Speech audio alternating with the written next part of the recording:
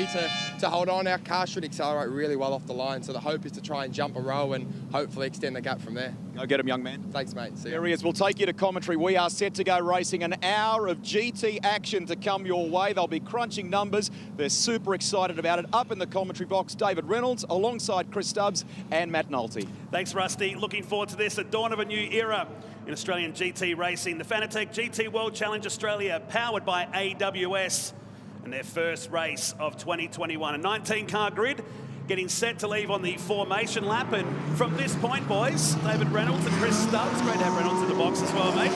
It's going to be a big hour of racing. Everybody looking to the skies right now because there's weather probably the other side of Melbourne at the moment. It's moving that quick. We may get a sprinkle of rain towards the end of this race.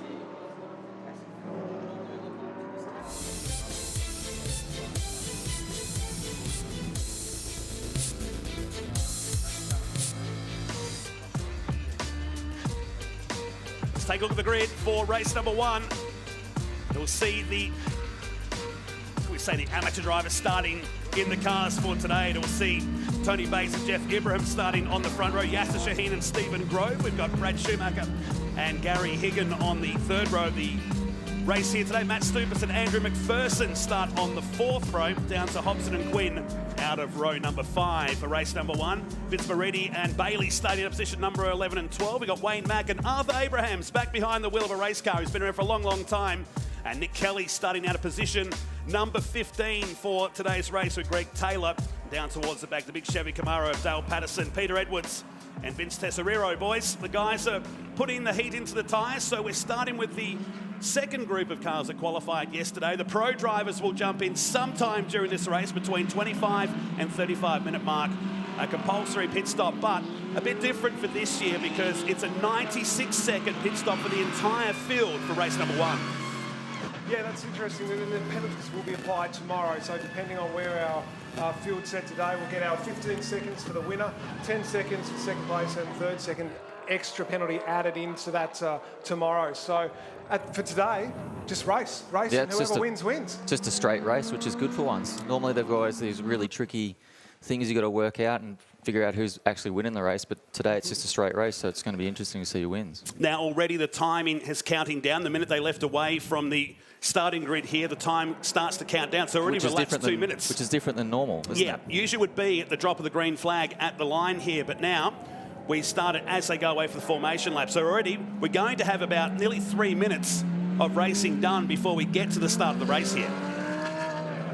Interesting as well in terms of the timings that we saw from our pro drivers. So the pressure is on Bates, Ibrahim, Shahid as they lead these guys away, because yesterday Mostert 128.2, Whincup 128.4, Tander 128.5. It doesn't get any closer than that, really. So as long as these guys that are out there now keep themselves within that couple of seconds or so, then it's game on when our pros get in this afternoon. Absolutely. In comes the Hyundai safety car. Mercedes-Benz and Audi on the front row. We've been waiting a long time to go racing. And the rebirth of Australian GT racing steps up onto the world stage in season 2021 as they look down the Gardner Straight, coming up to the green flag. And race number 1 of the Fanatec GT World Challenge Australia is green here at Phillip Island for the first time. Good start from Tony Bates in the Bostik Audi. He'll team up with Chaz Mostert in this race. As down to turn number 1 they go. We saw Shaheen trying to make the move on the inside. We'll go side by side with Ibrahim. He'll drop back into third position. Already Grove making the moves in that Porsche. He slots up into third spot. Yeah, nice move by Stephen Grove there. Impressive work from him. Ibrahim was just caught on the outside. The Prince is happy for us to call him Jeffrey. That's not any sort of insult. We're not paying homage. Oh, there's a spin as well. That's heavy contact in the back here. Oh, that one hurts, Matty. That's McPherson. I was just about to say, he get through turn number 1, Dave, and breathe a bit, but Southern Loop always catches you out as well. Well, yeah, because the tyres are so cold and it kind of goes off camber in that corners. But, an hour race, the first thing to do, you just got to complete the first couple of laps to get into the race. So the iMac Lamborghini links away from the field and heads back towards the pits. If you're going to have an incident, have it on the first lap. It's out in front. The two Audis going across the top past the hay shed, so it's a spicy battle in the early laps of this race. It is, and I was actually talking to Tony Bates before the race, and I said, who's your biggest competitor out in the field? And he said, Yasser definitely is. And he's sitting right up behind him, so, you know, Tony's not going to let him pass at all, and he's trying to defend straight away, so good on him. And already, it's only 4 minutes into a race, and they're treating this like it's a 3-lap sprint. So Ibrahim makes the move, tries to on the outside of the Grove Porsche, car number 4, the father and son combination. Oh, he's got a run on him, he's got a run on him. And to the lead. Good Big move from Yasser Shaheen at the final turn, and he will take the lead in the end of lap number 1. So the Ben Motorsport Park entry with Valvoline on the side leads lap 1 in the GT World Challenge. And Dave, that is brave. That is a brave place too. Very, very brave move to pull off in lap 1. And now my boss is trying to have a go at Tony as well. I've just got to put a disclaimer out there. My boss is Stephen Grove, so I've always got to say very positive things about him, which I would anyway because he's such a good guy. But it's all positive right now. He ran in 3rd position. This is great for the debut of the Porsche in competition. So the Audi drops back in behind this group. There's a bit of debris from the McPherson car that's been kicked to the side on the exit of Southern Loop. There's Ibrahim and that beautiful silver 888 prepared. Mercedes-Benz on the way down to turn number 4, Honda hairpin with Shaheen, Bates, Grove and Schumacher in 4th, Ibrahim 5th, and Matt Stupas completes the top 6. There's Tony Quinn in the local legends Aston Martin.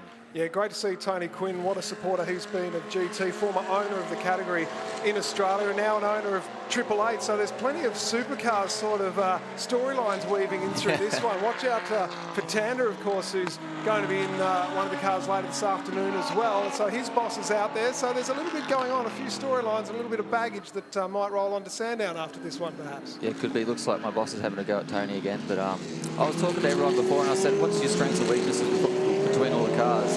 And they basically said the Mercedes is very balanced, very easy to drive and should look after its tyres well. The Audis tend to be really qualifying spec cars that might chew the tyres out in the race. So, you know, if they've sort of, well, something's happened to the Ferrari here. It's Adrian Dietz. That's on the exit of the Honda hairpin. It's heading towards Siberia. It's on the left-hand side. And race control, Motorsport Australia race control will keep an eye on that as Shaheen sets a 33.3 on the first flying lap as everybody's Pirelli tyres come up to temperature now. Those big dark clouds in the distance. That's where the weather is going at the moment. Some of the really bad weather has gone beneath us here at Phillip Island, but there's plenty more coming. Goes from beneath the west. us, comes like under the track, does it? I'm just joking. Never thought of it.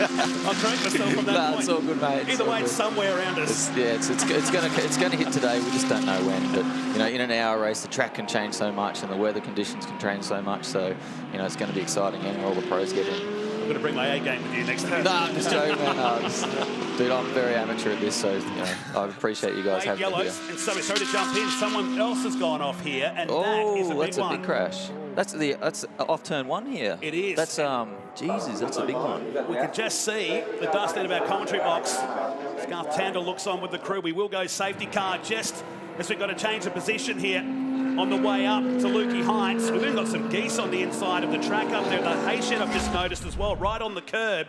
Not uncommon for Phillip Island boys. No, the Cape Barren geese Yeah, often make an appearance here every round, don't they? We've seen plenty of safety cars caused by them in the past. I think the young flags were already out down there for the Ferrari, so that was already perhaps that's heavy impact, isn't it? That's like in the entry to turn 3, it looks like.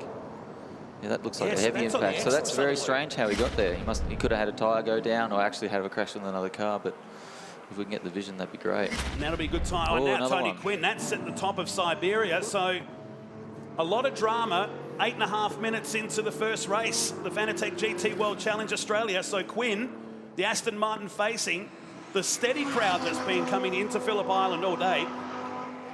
So perhaps we'll find out more, but perhaps was he involved in this? Is that what's caused it? Is that why we've had this outcome? And here we've got one of the KFC entries off track as well. Is it possibly raining where we don't know? Usually there's a rain gauge on our commentary box window that will give us a bit of a spot, but either way, we've got several cars that have gone off the circuit here. Tony Quinn was actually on a flying lap then in 17th position. We've also got the Dietz car off the track on the exit.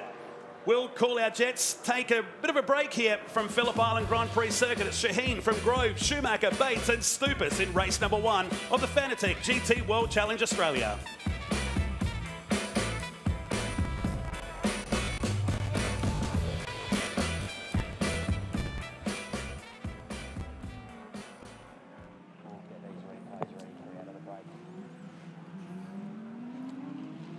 So with the Hyundai safety car still on the circuit, this will eat into the time.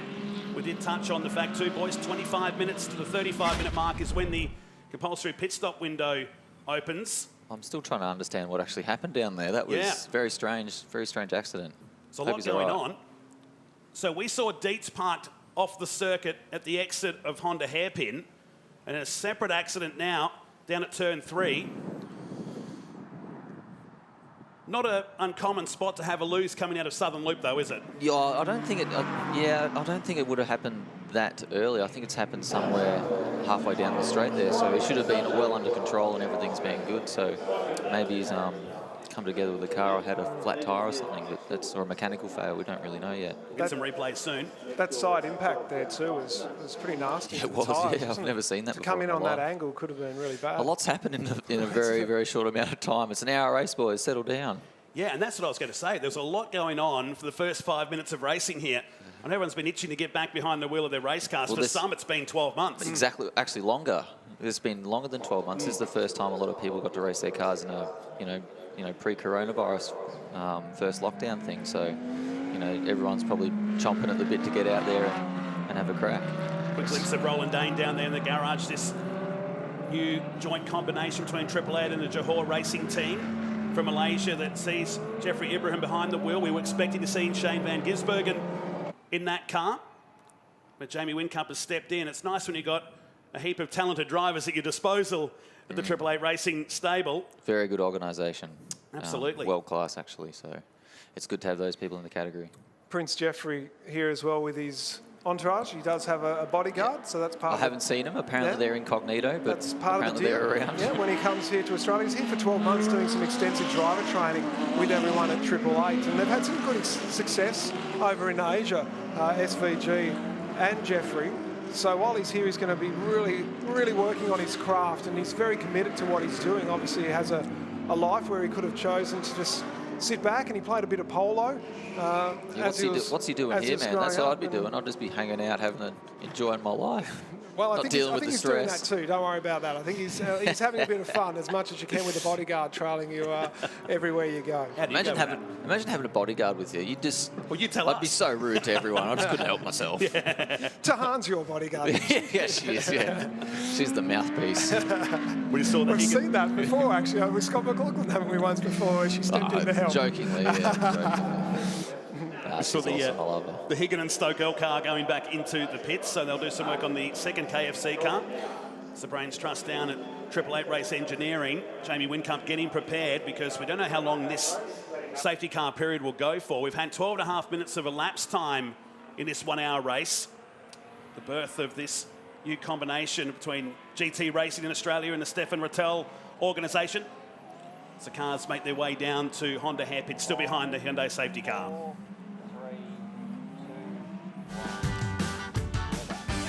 Still under safety car here at the Phillip Island Grand Prix circuit, round number 1 of the Shannon's Motorsport Australia Championship, race 1 of the Fanatec GT World Challenge Australia, powered by AWS. We've had several cars go off the track in the first 12 minutes of racing. We're looking at the Greg Taylor car, Michael Bailey, that's off down the track there in turn number 3. We're hoping to bring you some replays soon. Adrian Dietz has also been retrieved, and just a few moments ago was the Higgin and Stokel car being pushed back into the garage. Meantime, look at the highlights. And boys, it's only been about 12 minutes of racing so far, but this is what you'd expect from a 1 hour. You expect this at the end of the hour or halfway through, not right at the start. So yeah, good clean start from Tony Bates as well on the closer to the camera. That was a clean getaway from him, limited the wheel spin. This was our first big incident as well, so managing to get away with that one to a degree. There was Andrew McPherson. They're very experienced, but this was the big impact. Yeah, so that was Bailey. We only caught the tail end of that incident, so it's happened a fair way down the straight. Was there contact with the 5 maybe coming off? I thought there was another car involved, and anytime it looks like he hit an earth embankment. Anytime you hit one of them, they're pretty solid. Like, they have no give in them. And that's the result. What happened to the KFC Audi? That's back in the pits now. Gary Higgin and Paul Stokel. Great to have Paul Stokel back in competition as well. So that car's gone back into the garage. Adrian Dietz also out of his car. When we get this opportunity behind the safety car, we'll head to pit lane with Jack Perkins. Thanks, Nolte. I'm just down here in the garages with Chaz Mostert. Mate, what's it like to stand here and watch someone else drive your car from pole position? Well, it's kind of, you know, it is Tony's car, so for me, it's I'm just obviously co-driving for him this weekend, but watching the racing out there, geez, the guys are going for it for round one. They're definitely racing for sheep stations out there, and I'm just glad to be involved. Looking forward to jumping in for my little stint at the end. Do you still get nervous? Like, you've got plenty of experience, and this is certainly not Bathurst 1000. Do you still get nervous when you've got to jump in this car? I don't think it's nerves. It's more just being anxious. You know, you're obviously suited up. You've got your helmet, and you hang around for half an hour for your stint to get in the car. You just obviously, you know, mind just runs rapidly. So yeah, it's just more about like, I'm ready to go. So why can't I go yet? Because obviously got to wait till my stint through the race. Now, Batesy got a pretty good start, but he's just dropped back to fourth. Everything's obviously trucking along okay? Yeah, for sure. I think, you know, first couple of laps, taking it nice and cautious, bring the tyres up nice and slow, and then I think we'll see his speed right towards the end of this stint. So, yeah, looking forward to him coming in and giving the car in a competitive position and see what we can do towards the end. Mate, we're looking forward to you jumping in, and we're going to go see where Greg Rust is. Jack, thank you. I'm down at Maranello Motorsport. We've just wanted here to try and put some closure, I guess, onto what happened with Adrian D. Sadly, your teammate Peter Edwards, what went wrong? Not sure what went wrong. I think when McPherson spun or he got tagged, I'm not sure. Adrian clipped him on the right, and then the next thing we saw was he was off the road on looking at the left of the car. So not sure what's happened, but maybe a steering arm. Okay, and the reason I guess we can't clarify is that it's actually a little bit tricky radio-wise at the moment. Is that right? Absolutely, yes. We're going to leave you go. We'll get our cameraman Dave to pan around. Thank you for talking to us. Down here is the Maranello Motorsport team, and in the midst of that group there are some very experienced minds, including, if we can see him and look a little closely, just over the back there is Paul Forgy, who worked with Marcus Ambrose during his championship success in supercars at Stone Brothers Racing.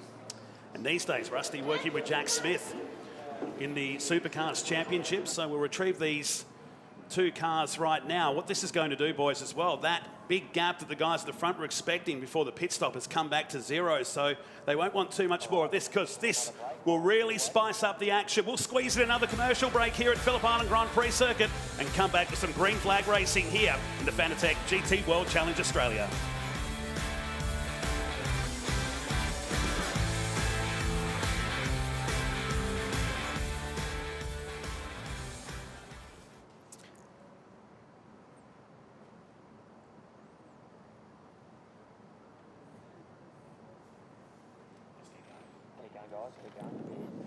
So they're still retrieving the Bailey car that's off in the weeds there. That's an addition down there, that tyre wall. We had an incident in Touring Car Masters a couple of years back on the exit down there that prompted another review. I mean, if you go back 10 years, we never used to have that tyre wall at all. They've come a long way in track safety in just a short amount of time. 10 years, not a long time.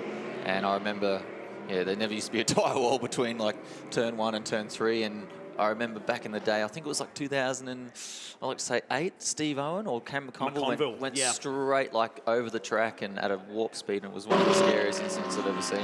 And luckily there was not another car coming the other way. It was very close, there was another car, but it was, you know, we didn't hit it, so. Just saw a shot there of Adam DeBora. Of course, he's working closely with Chaz Mostert throughout this weekend in both of Chaz's categories, as he does in supercars. In 3 of his categories. He's a busy man. He's a busy boy, isn't he? Yeah, Garth Tanner getting prepared to get in, who was a little cheeky, as were you, in the media and journalists go-karting GP last night. A few shortcuts. Believe you were hauled in front of the stewards at the end of that one, Dale? Well, yes. I always know a shortcut at that track, but I found a bigger one because I was so far off the pace. So far off the pace, we tried it, and then... Is that right, GT? Is that right, GT? Yeah, give us a nod, GT. But he tried to follow me and stuffed it up and ended up, like, in the back of Siberius, or in the inside of Siberia somewhere, and like, yeah, he didn't do the best job of it, did you, Garth? Now, for a non-competitive event, that was very competitive. Oh, mate, it's all on. It's all ego on those days. They, you know, unfortunately, we had 2 journos win it, basically, didn't we? Yeah, the lightweights. Yeah, the lightweights, and put all us professional drivers to shame. And the heckling from that little hill was noticeable. I'm not sure if you guys could hear it out there during the racing. It was eye-opening, to say the least. That was the Projo karting spectacular that happened here last night. We should make it an annual event. That'd be so I think much it will. fun. I don't think we'll be invited back. No, I don't think so. No. I don't think we'll get the chance. I think I have to send him an invoice for the amount of mowing I did on the grass. What a significant sad damage, isn't it, to the Aston Martin Vantage? This is the 2014 model GT3 with the Red Bull livery. It was a beautiful looking machine, and now it's a very sad looking machine. Dave, Safety cars in this situation, what's going through your head? It could be a dangerous question to ask you, but what are you thinking at this point about strategy, about looking after the tyres at this point? You're just trying to, you know, because it's a long race, especially in these longer races, you're just trying to conserve some energy, you know, keep your tyres warm, keep your brakes warm, and just take it all in and not stress out too much, and just keep the gap to the, you know, same gap to the car in front, and just relax and warm up your tyres. And you know, it's nothing too serious. It's all just trying to keep the race under control while they get the accidents fixed. Can you feel when the tyres are up to temperature? Say at this point, let's say they go lights out this time. Are you confident at the end of this lap that this tyre's going to grip going to turn 1? Yeah, you sort of know how you're going. You know, it really depends on how much tyre pressure they run in.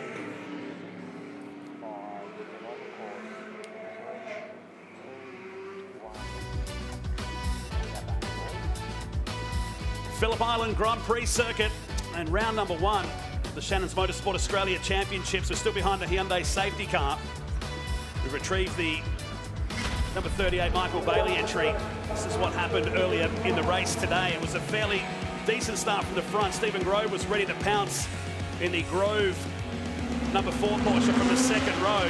There'd be the 2 Audis that would sweep away down to turn number 1. But this is the first of many incidents in the first 10 minutes. Andrew McPherson clipped by the Dietz Ferrari, so that will be the long-term issue that popped up on the 88, and this one into the earth bank for Michael Bailey down there just off the exit of turn number 3, and it's been a lengthy safety car period. We also had this contact between Higgin and Tony Quinn at the exit of Siberia. Both those cars, well, in fact the Higgin car has been back in the garage for the better part of 11, nearly 12 minutes now in this race, so the time continues to count down. We're actually heading towards the pit stop window here as well. Yeah, all the pro drivers probably getting suited up, ready for their actions. So, yeah, looking forward to when they step in. Rusty? Just to underscore professional some of the teams are in this sport. Take a look at this. We are inside 888 Race Engineering, Johor Racing.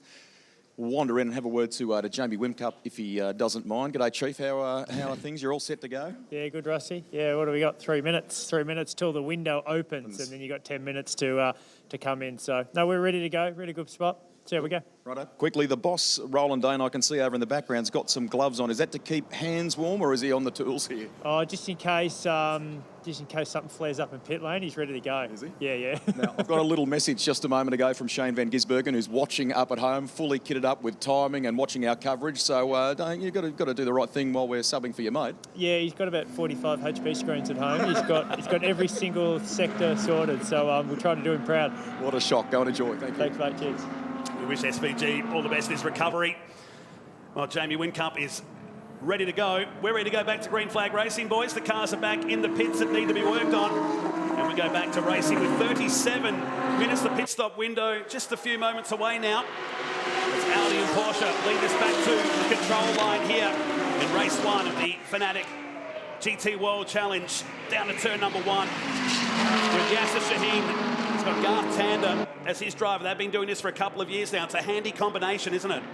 Yeah, very experienced, and Garth has always been very good as well in his GT racing. And it didn't end up well for him at the 12-hour last year, but of course his record speaks for itself beyond that. So a good restart there by Yasser Shaheen as well. They can sometimes be challenging, but he nailed that one pretty easily in the Ben Motorsport Park entry. Yeah, so Garth and they're paired up. They're quite familiar, so you know when he comes in, the driver change will happen quite seamlessly. He's all done it before. They know what to do, so you know they won't stuff around in the pits. So with that safety car period we've had, it's really going to compress this ride up. It's going to be effectively a 2-part race. Yeah, I'm really looking forward to it. That part of it, as soon as all the pro drivers get in, you know, it's going to be on till the end. It's going to be fantastic. Across the back through the hay shed and this really high-speed sweeper. You've had some wild moments through there over the years. Yeah, don't mention that. You're dead to me, bro. You're dead to me, bro. Well, that was a long time ago. That was another person ago, basically. So, yeah, Phillip Island's one of those tracks where, you know, it's so high speed that you don't want to run off anywhere because you can make the fence pretty easily and have a massive accident. So. Because when you watch it like this, it looks in control. I mean, television's never been great at showing how quick these cars go, but it's when you have the spins that really shows how quick this track is. That also doesn't show how twitchy some of the cars are. Like, you're always correct and always move around, but from a wide angle shot, it just looks like, you know, they're doing it so easy, but inside the cabin, they're not at all. Let's get down to Jack, who's with Garth Tent, co-driver of our leader, Yasser Shahin. Let's see if he admits to his issues from Garth last Tent's night. with the hurry on us. He said, we've only got 2 minutes, so we'll keep it quick. How you feeling, mate? You getting ready to jump in this car? Yasser's done a good job. Yeah, obviously the first part of the race interrupted by that safety car, so it's important now he put his head down and try and pull a jump. Pit window opens in about a minute and a half, and then all the normal strategy games will begin, and I can see Jamie's ready to go, Chaz is ready to go, so I've got to take on these full-time supercar guys now, so we'll see how we go. So you're teammates with Chaz, and you're not normally teammates with him. How's it sharing a garage with these guys this weekend? Oh, it's actually good fun. It's basically the normal thing. He has to buy me a coffee because he's the junior and all the rest of it. But no, it's good fun because we're so used to racing against each other for so long in the supercars paddock that now you come and do these events and teammates and learn a bit off each other and have a bit of fun. Mate, you've never bought a coffee for anyone in your life. Good luck out there, mate. We'll go back to the commentators. You legend, Jack. It's the argument over coffee all the time, isn't it, between the drivers? It's coffee or beer. That's our Exactly. that's our currency. But isn't that funny? Like how Garth said that he's worried about the full-time drivers. He doesn't classify himself as a full-time driver anymore, even though he's probably one of the best drivers that Australia's ever produced. Reigning Bathurst 1000 champion as well, as poor Brett Hobson just gets a short back and sides from 2 cars on the way out of the MG hairpin. It's a bit of a class guide at the bottom of the screen of what we're racing with. The Pro-Am category, the AM category, the GT3 Trophy Series will give you the class orders as the race goes on. First car in. So the window's open. We're about a minute into that already. And I don't know whether this is meant to be happening because this is not the actual control line. In fact, that car has stopped. It's the Grove car. And it's blocked the cars behind. What is going on here? I'm trying to compute this. This is a dramatic start to this series for 2021, and he's right in the middle of the pit road with 2 key guys right behind him here. Yeah, I'd be doing that, just driving around and coming into the pit lane. Yeah, definitely. So Looks Ibrahim, like Stevens had a stall or something like that, pit lip with drama or something. Perhaps Bates too close to be able to get around now, trying to have to find a gear, but he's going to have others coming in, exactly, and have others coming in behind him. So you just have to stay out in this position, wouldn't you, Dave? You just keep going around until they unblock pit lane. Smart by the Prince Jeffrey to go around and continue on. It looks like they burnt a couple of seconds, but not that much. compared to the 2 cars behind, they're going to drop a lot of time if Bates can't get around. So first the pit stop's happening as pit lane gets busy. You've got Grove and Bates in there now. Tesserero in 16th spot, and the Higgin car also in there, but they've been there for a long time. So 2 crew guys only across the line. We have a car controller of which they cannot touch the car. They're purely there to stop and go the car when it comes into pit lane. So you have to do tyres here, or is it sort of... Don't have to do tyres. No fuel either. No fuel, no. You can take tyres. That's an optional choice here as Mostert jumps in. He's about to jump in. Bates jumps out. He'll be very frustrated what happened there. That's cost them bulk time. Tony has he's not the fastest at getting out of cars. He knows that himself. He's not the most nimble person, but you wouldn't want to be a seat insert either, would you? No, he just chucked it. Disregarded it. Brenton Grove gets strapped into the number 4 Porsche. And these guys are going to drop bulk time here. So it's 96 seconds. Yeah, so it's 96 seconds from start to finish in pit lane. So they have to spend about 60 seconds stationary, is that correct? 60 to 65 seconds. Yeah. Yep. So there's plenty of time to do a few things, tyres and driver as well. So and around 10 seconds as well in terms of how much you'll slow down coming in and picking up speed on the way out. So 96 plus around 10 seconds as well is the difference. Here's a replay. Hobson and the Nissan getting Gary moved to the grass. Go Gazza. What a spot to do it at as well as he mows the grass, does it again on the exit. That's a live shot coming out of Siberia. So Hobson having a really tough start to his 2021 campaign as they climb their way towards Lukey Heights. So out goes the Bostic Audi. It just leaves pit lane out of our window. So 32.9 for Yasser Shahin is the fastest lap of the race. Brad Schumacher, who's doing a great job out there in the Kelso electrical entry, the boy from Bathurst, reign up in 2nd spot as we work our way through the pit stop cycle. There's the 77 of Tesserero leaving the track, and now leaving the track as well is the Porsche just coming out of the pit. Brenton, like we're talking about at the start, turn 2 can catch a lot of people out, cold tyres.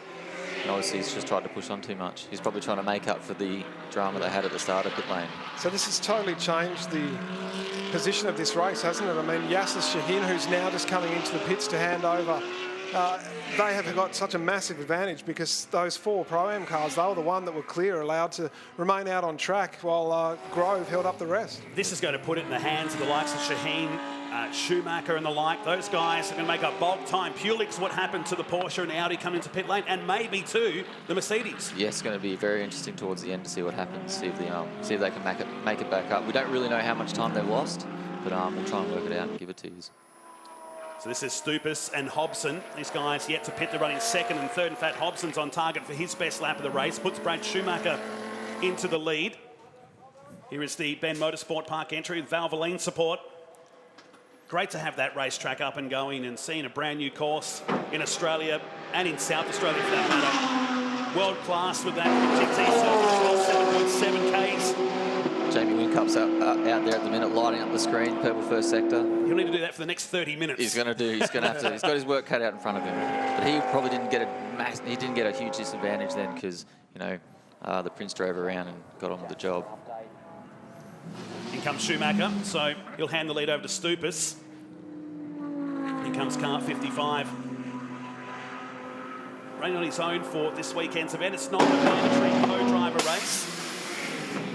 As the McPherson and Porter car comes in, so the IMAC Lamborghini Huracan leaves the pits. We'll go down there with Jack Perkins. Yeah, guys, I was just watching the pit stop for Chaz Mostert and Tony Bates, and I noticed one of the pit crew was fixing a bit of damage to the left rear. They had to take a bit of the aerodynamic diffuser off. And I wonder if you get a replay of that incident in the pit lane. I think you'll find Prince Jeffrey, when he was just driving around the outside of Tony Bates in pit lane, might have made a bit of contact to the rear of that car, and Tony Bates is not very happy. Nice pickup. Jack Perkins in pit lane with Greg Rust covering all the action as the pit stop window is open. And will be for another 3.5 minutes in race 1 of the Fanatec GT World Challenge Australia here today. Another race to come tomorrow. They'll join us at Mount Panorama for the same format on the Easter long weekend. And we'll see them do their 3-hour endurance races later in the year at the Bend and back at Bathurst in late November. There he is. Tony looks very dissatisfied with something. Probably that contact that Jack was talking about. Well, we know contact in the lane when you're in the lane is a big no-no, but were they in the lane? Yeah. That's right. Because the control line's a little bit different to what we have when the supercars are here. It starts right down virtually at the first garage, which is a longer pit lane than what it used to be years ago, whereas the supercar loop would be further up. That's what caught my attention. I thought maybe stop at the wrong loop here. It is one of the longest pit lanes in our sport, so you do spend a lot of time at 40 k's.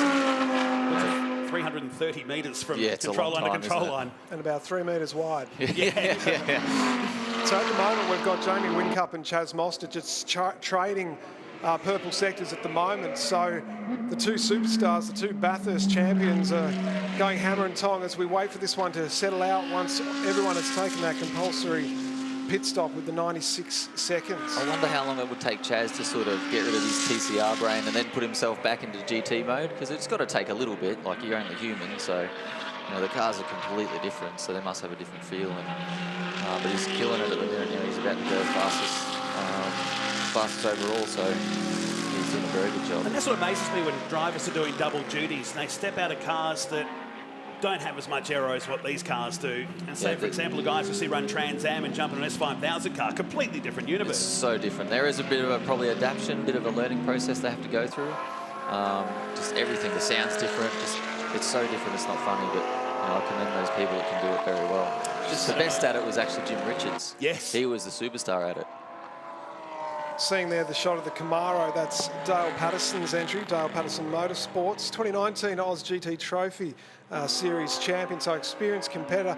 The Camaro, one of 8 manufacturers in this one. We've got Aston Martin, Audi, Ferrari, Lamborghini, Mercedes, Nissan and Porsche, so a pretty impressive group. Every car you want to own in your own garage.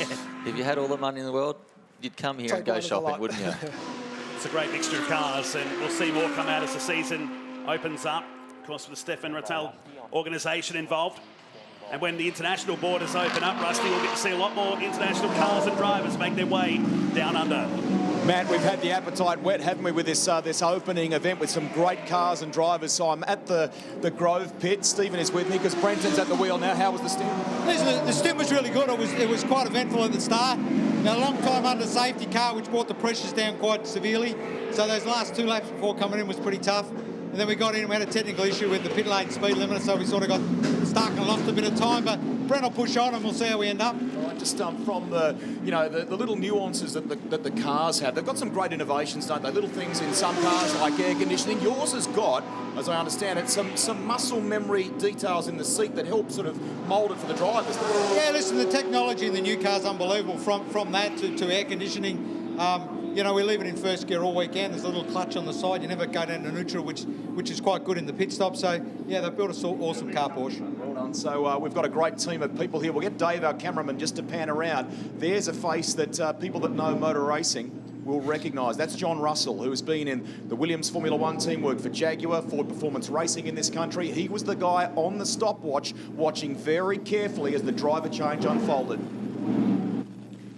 Dave, what do you make of that? Your boss there, Stephen Grove, pretty measured, pretty cool, calm characters, and great supporters of motorsport in this country. Unreal. Very, very cool guys. Looking very relaxed. And did you hear what he said? He's got like muscle memory in his... How cool is that? I know, my couch has got the same thing at home. It's got plenty of muscle memory on that thing. Difference is you don't have the body span. Like... I'm not travelling 300 Ks on my couch. Hey, great to see them back competing together. It's the first time they've done that since the Bathurst 12-hour of 2020 when they were the Pro-Am winners, that one with Ben Barker. So great to see them back in the car together again. A great relationship. So while that's been happening, we watched Tony Quinn making a move down the inside of Hobson into turn number 1. Garth Tander has gone into the lead now with the pit stop cycle all completed. Now, looking at the numbers here, I reckon the Triple Eight car lost 16 seconds through all of that. That's a lot. To make That's hard to make up. Yeah. And the 4, I mean, the Grove car was the first one into the lane. There's some 55 seconds down to make up during this race. So the gap's 12 seconds. Tander to Stupas, who's actually come out in second position outright, nearly 13 seconds away, but still 23.5 minutes of racing ahead of us. Also had some news from Carl Reindler, who's the driving standards observer for this weekend's GT World Challenge Australia. There's a post-race investigation going on for the incident between Quinn and Andrew McPherson that happened at turn 2 on lap number 1. And we believe the Michael Bailey incident happened on his own coming out of turn number 3. There was no contact for the 38, but a long night ahead for that team to get the car back on the circuit. They'll need a few Baileys after that. Yes. Yeah, good play. You can see Garth's got about a 13.5 second lead, so he's probably just going to cruise out front and try and bring it home and not do anything silly and keep it straight. Do you expect any fatigue for Stupas on his own out there? No? Not a long enough race for that to be an issue? Or? Yeah, Matt's obviously been around a very long time and competed for a very long time, so he might be used to it, but you just never know what type of conditions they're facing out there. It's pretty easy in the commentary box, isn't it? Well, that's what I was going to ask you next. What's harder, this or that? Yeah, I'll still stick to driving cars. That's what I know the best, so I'm not the best at... He's a lot more relaxed than what he was about 18 hours ago. When I first turned up. Yeah. I know. Well, I've never done anything like this before in my life, so you know, everyone's been so kind to me, and they've got such a good team to help me through the whole process. And just now, I watched the Tasmanian race last week, and I wasn't watching to see the racing. I was actually watching to see how TV works now. It's kind of weird. It's a very strange feeling. Well, it's great to have you part of the coverage here this weekend as we watch Schumacher and Whincup working their way through the hay shed. There was in the background of the shot, the iconic hay shed at this iconic racetrack. It is quite awesome. It's now Whincup just makes the move easy as Schumacher bowls a wide at the top of Lukey Hines. So the Triple Eight Mercedes-Benz moves up into third position and sets sail for Garth Tander. 18 seconds. Almost like he gave it away, that position. Bit of pressure from a 7-time champion. Yeah, I know. Imagine having Whincup behind you. No, here you go. But it could be good for him to sit behind him right now. And learn a couple of things, definitely. Yep. As long as he can stay within a second of him and he'll figure out where he brakes and where he turns in and where he gets on the gas, he'll be fine. What's your favourite part of this place, mate? You got a favourite corner? My favourite part? Probably hay shed. You know, anytime you drive a fast car around there and it's sort of, you know, you're on the edge of the, you know, going flat or not going flat. And that's the most exciting for me. You know, the last turn on the front straight, that's probably the most hairiest, not the most exciting because it's very blind and very hard to see through, and you know, especially if you get a big gust of wind, the car can change attitude quite easily. I totally agree with you. was lucky enough to do a lap with Cam Waters here a few weeks ago, and it was absolutely the hay shed that just hit me. Like a ton of bricks, just the speed that he's carried through there was impressive. As we see rain now falling here at the control tower, so we're obviously on Gardner Straight, so whether it's everywhere on the circuit, watch out. It's only a few sprinkles at the moment, but we know there's a fair bit forecast for later today. Now, being such a big circuit, Dave, we often have a few drops here, but sometimes the other end of the track's bone dry. Yeah, that can happen here. So you can have one half the track wet, one half the track dry, which is a nightmare for any driver out there.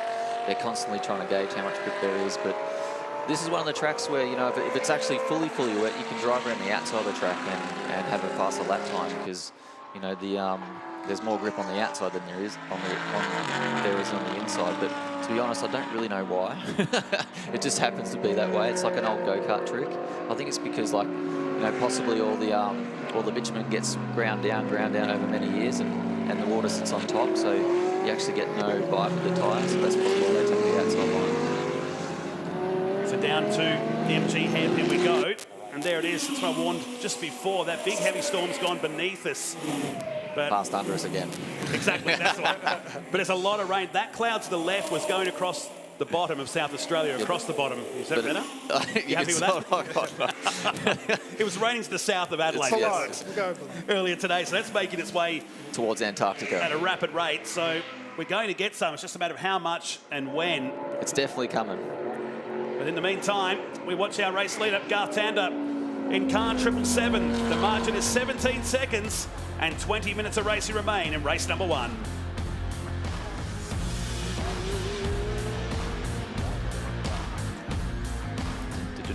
So 1:29.0, so 1:29.8 for Chaz Mostert in 9th position, 45 seconds away from the leader, but they're all lapping in the low 130s at the moment. We're watching our race leader, Garth Tander, who... Matt Stupa's going to have a problem on his hands in a second. He's going to have a 7-time champion right up his ass.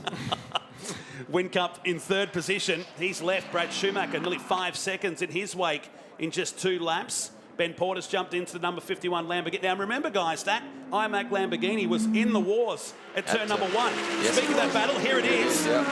On the way down Gardner Straight. So he tucks in behind the KFC Audi. Won't make the move there. I wonder what Matt's thinking. It'll be a stressful time for him. He's second place on the road, and he's got the 7-time champion behind him. So it's going to make him earn it, though. There's no waving him past. So there's no free tickets out there. Absolutely, which is a great play by Matt, and credit to him. Where will he have a dip, Dave? Where would you be having a dip? Oh, he's probably going to have a crash down there. Yeah, he's going to bomb on the brakes. That's the traditional move down here. Just pull out and just send it down the inside and hope for the best that they've seen you, which he has. Well called. Well called, yeah. But the Audi is traditionally harder on its rear tyre, so you know you almost expect Garth to slow down later in the race, and Jamie could actually catch up depending on how much they degrade. So we'll be keeping a close eye on the gap. So now Jamie's in 2nd. He'll be putting his head down and trying to do his best lap times as he can. Oh, we just gave the 51 Lamborghini a big shout out, and now there's significant damage to the left rear. It's like it's a puncture on the IMAC Lamborghini. So they're in the wars for the 2nd time today. After getting that car back up inside the top 10, that's a long way back to the pits. When you're a driver, you have no idea what damage is doing on the outside when you're driving out a tyre. So that looks like it's doing a lot of damage. So you might want to pull over. It's costing a bit of money. And news too from Motorsport Race Control as well. A 10-second post-race penalty for Brad Schumacher for passing Tony Bates under yellow. So it'll be added to his time at the end of the race. At the moment, he'll be safe where he is. He should hold on to the 4th spot because he's got some 17 seconds back to Brett Hobson in the 96 Nissan. Tell you what, Porter's driving this back fairly quickly, but will this cause a lot of damage to his right rear? Porter, who steps in, he's a former Australian Formula V champion on 5 occasions. And has shared this car with McPherson on 5-time Formula V champion. No way. Now that is a sheep station series. Oh, absolutely, yeah. Especially at Phillip Island. You can't get any better racing than that. But it had a great relationship with the McPherson team. They've raced this car up at the Sepang circuit in Malaysia and tasted success at Fuji and the Korean International Circuit as well. He's bringing this car back in. I just hope they haven't done too much damage to the right rear of that car. I just think all the money it's chewing up as the tyres are just destroying everything. I'll be like, oh no. So that'll put him a fair way down. In fact, they'll go a lap down because here comes Garth Tander. Gap is still 20 seconds to Whincup, who's about to set his fastest lap of the race, with still 15.5 minutes to go.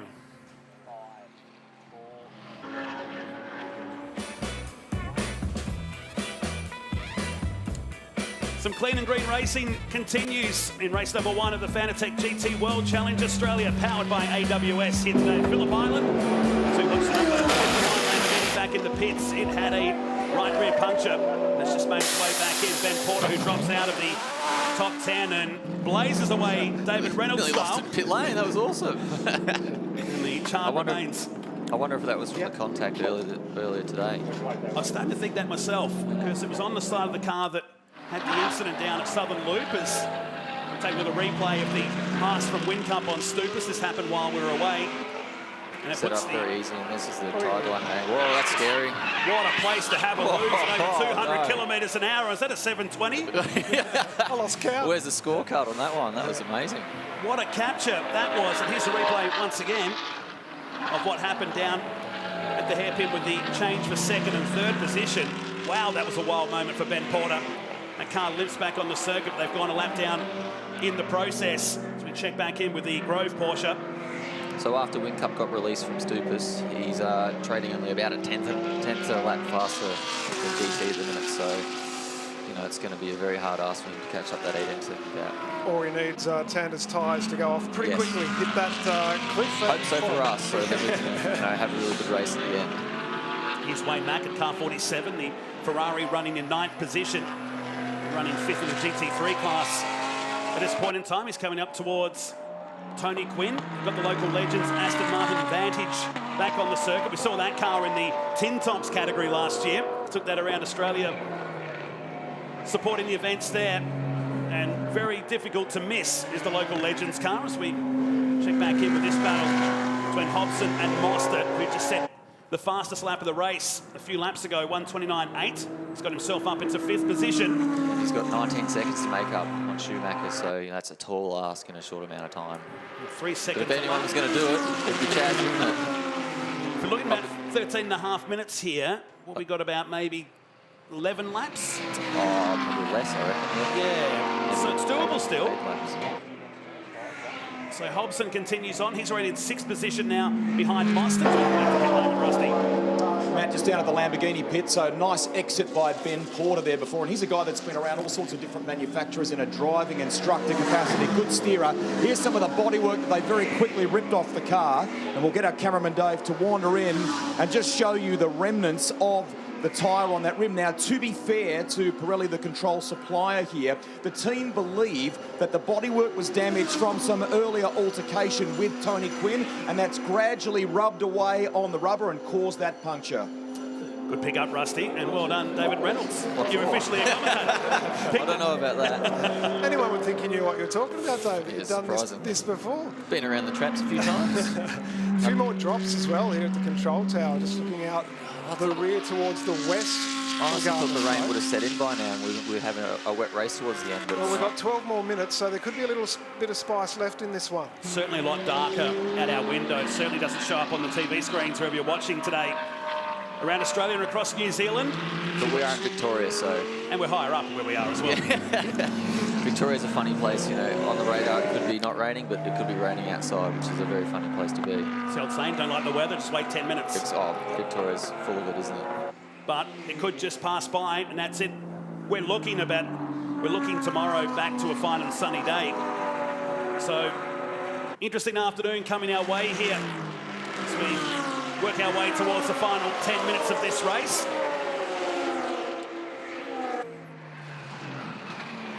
You can see our class guide on your screens at the moment. Yellow obviously indicating our primes. We know Tander and Whincup leading that.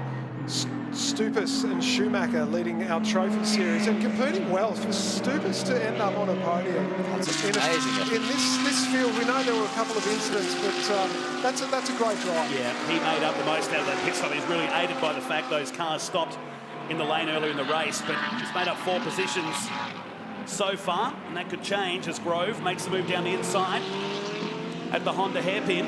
Go, my boss. Killing it, go. Getting past Nick Kelly. And wonders what might have been for number 4 Porsche. Imagine if they didn't have that stuff on the pit lane, where would they be? Right in the mix, you'd say, in that top 3. So allows the likes of Stupas and Schumacher to have a great day out here with another race to come up in about 24 hours' time here at Phillip Island. And Schumacher has set his fastest lap of the race. Mostert still holds the fastest lap, but still 15, 16 seconds behind Schumacher. Mostert's pushing on hard. He's gone purple in the mid-sector, so... He might just catch Schumacher here right in the last couple of minutes. You never know with Chaz at the wheel, but he's about 6 tenths an hour, 6 tenths a lap faster than the guys in front, so he's really pushing on. Great to see GT in form as well, leading them out at the front. At the moment, we know that he's the number 1 replacement for Shane Van Gisbergen at Sandown. Coming up in supercars. No, number 1 replacement if Shane isn't capable of taking part in that weekend, which would be a huge blow very early in the championship, but very sad huge blow. And it is sad. We know that Shane was in fantastic performance in the opening round. Spoke to Roland about this yesterday, and he said, look, 50-50 will give Shane obviously every opportunity to return and be there and try and defend or extend his championship lead. But Tander, what a great replacement, a winner there at Sandown, and he's got a great history there as to the AAA cars. He's very good at Sandown as well. He's won there before in the past. Not too long ago, actually. It was like 2016. When he had half the front hanging off. Yeah, that was a great finish to a great race. Yeah, that was the end of his time with HRT. He wasn't won that race, and I think on the Monday it was the end that was announced. Unfortunately, he won that race, and I think on the Monday he got told that he was not required that next time. Let's get a weather update with our weatherman, Greg Rost. Yeah, I've just been into the Triple Eight team, guys, in the last 5 minutes or so and had a word to Roland Dane. Now, he looked at the radar for me. He said there are some wisps of white that are still coming this way, which meant, in terms of the analysis, if you like, that it would just be light sprinkles, most likely, until the end of this race. He didn't think that we would get a super heavy shower before the end of this race.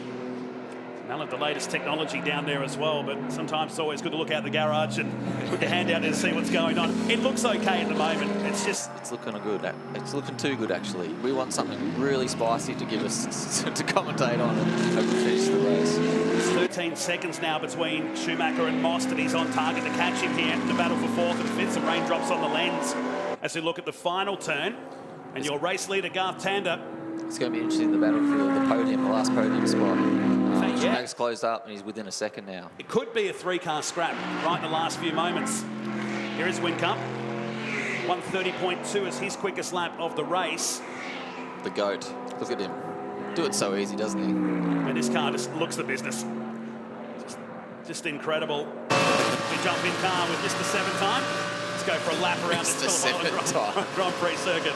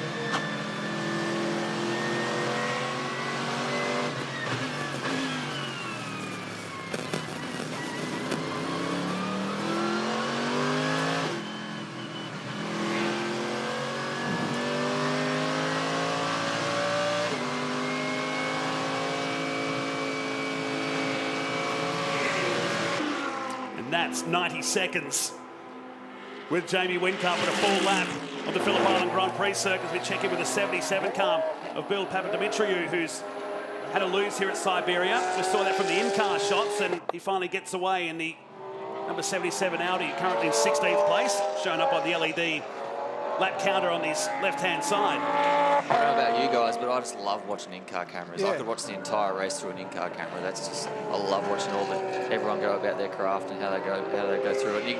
If you can hear like how he's like almost struggling out of the corner, you can hear it sort of ticking along. That's the traction control kicking in and trying to cut the engine. What did you take out of the way the car's handling? Any oversteer, understeer areas or points that you noted? It looks like it's used up its rear tyre a little bit. He's battling a little bit with the rear, getting on the power, but otherwise than that, he's looking pretty calm and easy. You know, he probably knows he's not going to make the gap to GT anymore, so he's just hanging on, having a good time. So 5.5 minutes of racing. We look at Brenton Grove on his way down to Doohan Corner, up to 7th place now, righting the wrongs of a tough race in the Porsche. We've got Brett Hobson ahead, but just 5 seconds down the road, you can hear the Nissan exiting the southern loop. If you get a chance, boys, make sure you go down and check out that Porsche. It is immaculate. It is so sexy, it's not funny. And I don't say that a lot about cars, and that's a beautiful one. It's an amazing outfit. And great to have them involved too with the Kelly team that was announced earlier this year, your new team for 2021. Yep. Feel at home? Yeah, getting there. Yeah, surprisingly, a lot of the same faces that were there 10 years ago. So everyone's very welcome, very accommodating, very happy, very positive people. So you know, I'm very happy to share the journey with everyone. And here we are on board now, Brenton Grove, the boss. The boss of me. He's doing a good job, isn't he? Wink, wink. Mate, the contract's already done. You know, a lot of experience for a guy that's only 23 years of age, isn't it? And surprised, yeah, he's got a lot of experience. He doesn't have the most experience in motor racing, but his knowledge is very, very good. He sits in all our debriefs and helps us out with everything that's going on. And you know, he's been in a couple of other supercar teams and knows how they operate. So you know, he's actually been a very, very good asset for us. He started racing in Porsche 944s that are here supporting this weekend back in 2013. Winner on debut in Formula 4 for Team BRM in his day as well, and a former class winner at the Bathurst 12 Hour on 2 occasions. And some stints in Super 2.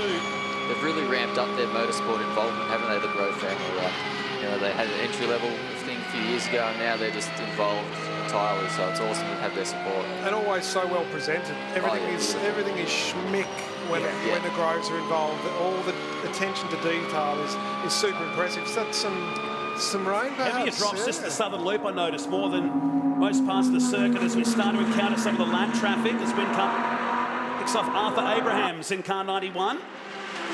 Through to another lap, 17 seconds. He's not going to make that up in 3 minutes, but Chaz Mostert. Chaz Mostert's still pushing on. He's got 3 minutes left, and he's only 3 seconds off the back of Stukas before, so he's pushing on. And continues to lower the lap. His fastest lap of the race again, so it's 3.2 seconds. He's been doing that each lap, and will be on target to catch Stupas ahead, who's on target to catch Schumacher for third. So just as we predicted, we've got a thriller for the final podium spot here in race number 1.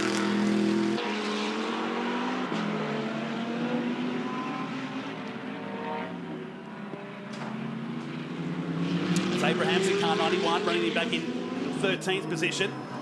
Here's Tony Quinn up to 8th position in car 7. Love to see where Mostert is now. It's back to 1.7 seconds. Apparently the Aston is probably one of the harder cars to drive out there, from everyone talking. Position change as well. Grove getting Hobson. Grove now up into 6th by Brenton, so nice steer there. He's not going to catch Mostert, but all eyes on the Mostert Stupas at the moment in that battle as we said for 3rd, 4th and 5th. So correct me if I'm right here, but is it when the timer finishes, is it plus 1 lap after that? Yeah. Yep. So we've still got about 3 minutes of racing left. So we'll have, depending on where our leader is on the circuit. Correct. We shouldn't be too far away. In fact, Tander is coming out of the southern loop by the look of it. Here he is. So at least 2 more laps of racing here. It continues to darken. There's the skid mark still from the IMAC Lamborghini lose of Ben Porter earlier in the race. High-speed spot to do it. They managed to get that car back out on the track, but it's a lap down in 15th position. So tomorrow he'll be possibly starting with a 15-second stop. Addition to the mandatory pit stop, correct? Yep. Should point that out too, that there'll be additional times added for the top 3 in each class. So while today had a 96-second penalty, time penalty added for each pit stop. It'll be a bit jumbled up for tomorrow. This one sort of hurt with the safety car coming out when it did. So tomorrow I'll be looking at people like the Groves, Mostert, because he's not in the top 3 yet. He's just picked up Matt Stupas then, so he's pressed on very hard. Maybe don't take the podium and save for tomorrow. Don't get a penalty. That's the argument you have for yourself. Tomorrow. Yeah, all in or not. Surely you just take the podium, don't you? You race for now, race for today. So you've got to win Sunday, isn't it? That's the whole idea. The big race is Sunday. This is the practice day, practice race. Not really, every race matters. Checkered flag is waved. It's come out a fraction early on this one, so Garth Tander has taken victory, and it might have been at the right time because it is extremely damp on the opposite side of the circuit.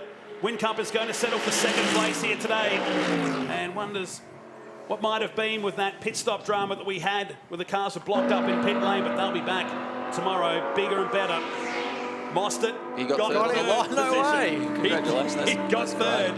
I counted him out from the top 3. Masterful drive. I did say if anyone was going to do it, Chaz would be the person to do it. Tander, Whincup and Mostert. His best lap's almost a second over the rest of the field, so he pressed on very, very hard at the end. Well done to Brad Schumacher as well, getting a top 5 result. The team based out of Bathurst. They were so excited about going racing this year. Let Tim Slade join him during the endurance part of it this year.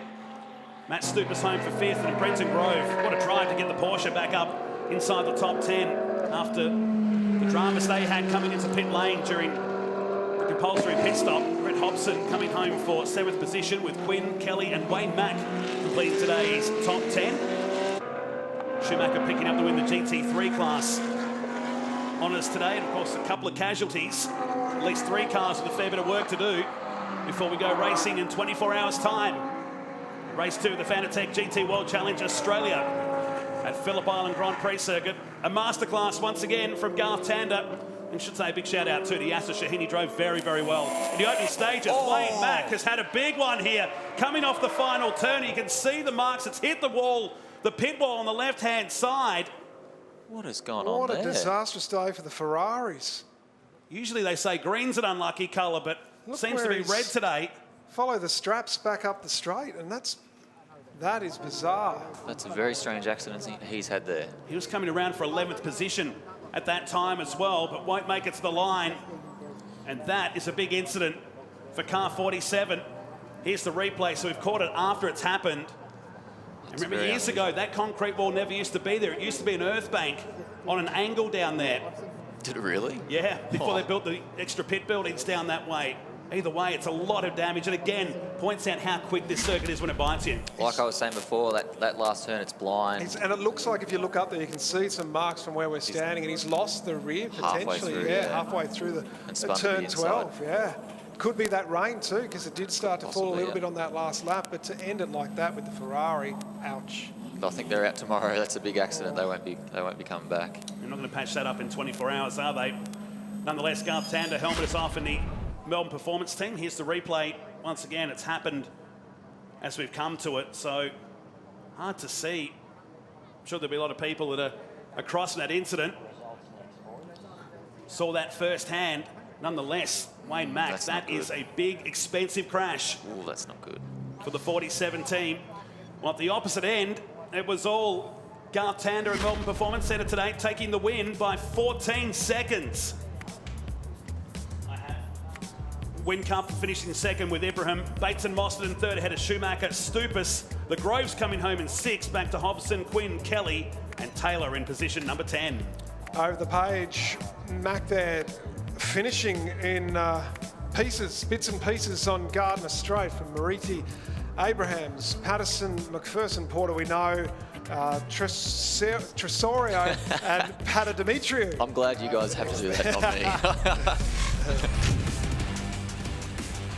Let's take a look at the race 1 highlights, Matt. And it didn't take long, did it, for the incidents to unfold here at Phillip Island. This was the first one at the Exeter Southern Loop for the McPherson and Porter Lamborghini.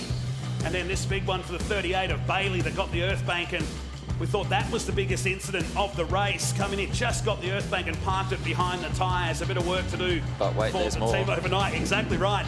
This was the 124 Audi down at Siberia as Bates made the move on Stupas. And this was when we saw the Hobson car being eased out. That could have been a wild moment. That is a high-speed point to be doing some lawn mowing. Yeah, that's not a good place to go off. This is Jamie Whincup, second for the day, making his way past Stupas.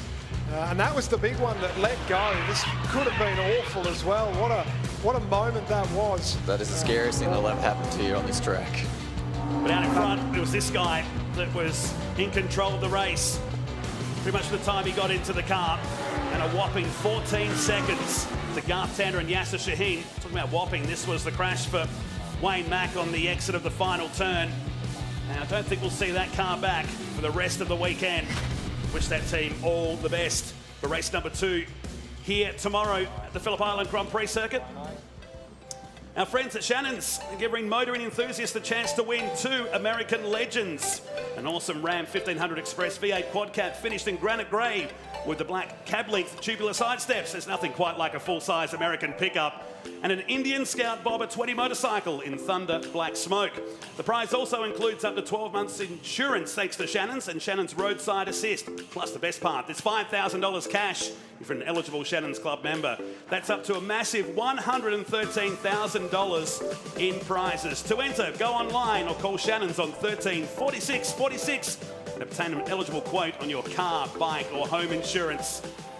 Amazing prize, that one, and certainly one we're going to get our entries into in the commercial break because we're warming up the S5000s. The rain is looming here at the Phillip Island Grand Prix circuit. Race 2 of the VHT S5000s, not too far away. We'll be back. Thank you.